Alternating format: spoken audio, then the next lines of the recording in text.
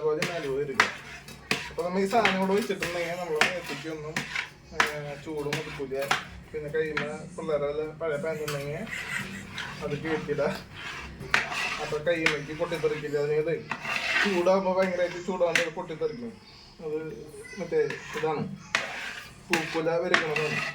അപ്പോൾ തെങ്ങൊന്നും നിലമുറിച്ച് അപ്പോൾ പൂക്കുല വരയ്ക്കണ കാരണം ഇത്തിരി സേഫ്റ്റിക്ക് തരണം. അല്ലെങ്കിൽ നമ്മളാകെ പൊള്ളിയിട്ട് നാശമൊക്കെ നാശത്തോളിക്കാണ്.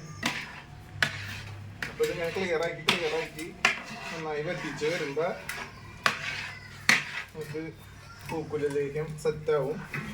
അപ്പോൾ നമ്മളവിടെ വലിയ പാത്രം എന്തെങ്കിലും ഉണ്ടെങ്കിൽ ഇങ്ങനെ വെച്ചിട്ടുണ്ടെങ്കിൽ മേത്തിക്ക് തിരക്കില്ല. അതേപോലെ കയ്യിൽ പാൻറ്റാ അല്ലെങ്കിൽ ബനിയനാ ഇതിനുള്ളത് നമ്മൾ കയ്യതിൻ്റെ ഉള്ളിൽ കടത്താം.